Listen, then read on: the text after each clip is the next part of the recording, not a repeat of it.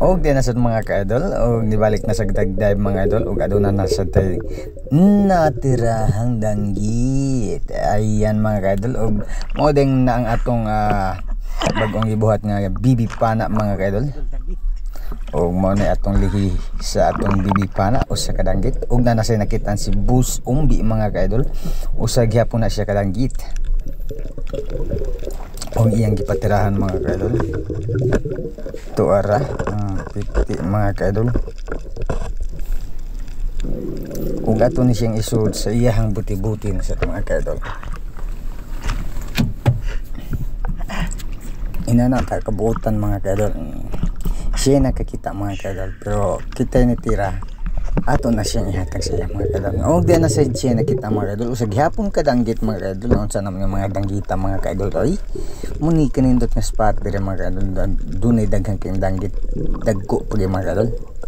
Og di na mga ka-idol ato na sa siyang isod siyang gamhanang buti-buti hapon mga ka-idol. Og di ara mga ka-idol ato na number 1. Ayan.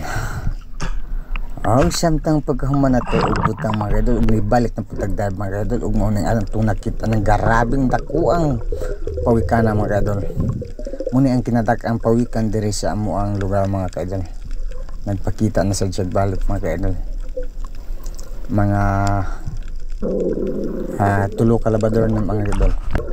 Og samtang nibalik na sa dagdag mga kadol, og nas gitirahan si Bus Umbi mga kadol. Agoy nakabuhi, agoy patay. Wa gid kawala mga kadol. Wa gid takas mga kadol sa atong gamhanang kamot mga kadol. Auman mga kadol.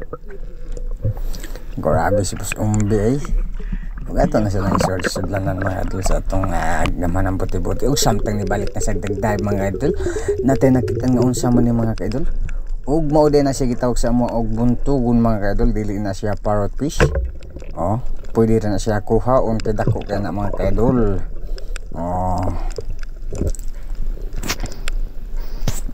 Dili na siya mailhan mga ka-idol, kaya mutago gid na siya sa samo mga ka-idol.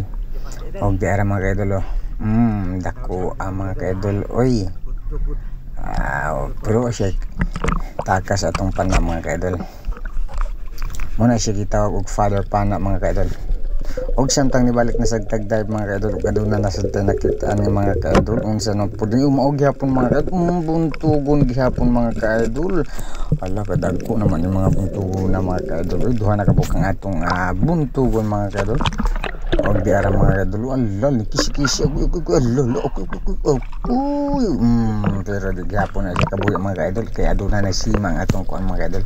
Og samtang nibalik na sa tagdab mga kaidol, aduna natin nakita nga unsam ni agoy tabugok mga kaidol. Itakas pa siya mga kaidol.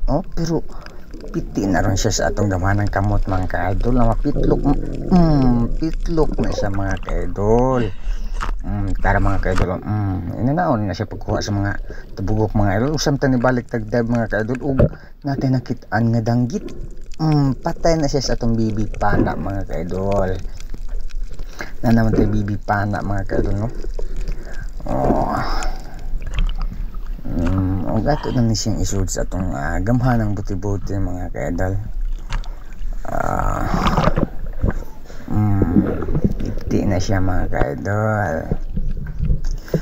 Ang itawag ko din na sa siya mga ka-idol. Amo ni siya ang amahan sa tabuag ng sukol. Pitlok ka lagi sukol pa siya mga ka-idol. Kamuom din naman numbag ng tabugok mga ka-idol, no? Piti na to siya mga idol, kit na siya mga idol. Ug samtang nibalik na sa tigday mga idol, aduna sa nakita nga danggit na sa mga idol. Muna siya ang danggit mga idol. Piti gyapon na siya sa atong bibi pana mga idol. Wag gyapon na siya takas mga idol. Okay mga idol, shout out sa mga ganas pero mga idol. Og di na sa mga ka-idol, ug samtang nibalik na sa dagdag mga ka-idol, ug di ara unsa man ni mga ka-idol. Usa siya ka lawian. Basta mo na mga ka-idol. Ayan. Okay, sa tayo ganahan magpa-shoutout mga ka-idol. Comment lang kayo sa atong comment section mga ka-idol. Wala na Tagalog na sagol eh. Og dere din ang atong kuha mga ka-idol. Grabe yung tuguna. Di na matubo mga ka-idol. Ginakuha man. Dara mga ka-idol ang atong nakuha din, no? Dara.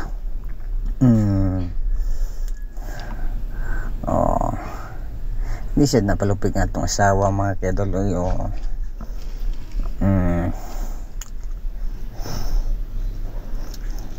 Active ka na siya mga idol. Niguling na ito mga ka-idol. Ano yung ganahan akong asawa mga ka-idol. Daghang salamat sa napalitan ng isda mga ka-idol, no? Si Ate Aisa Monteroyo, pinakagwapa diri sa among lugar.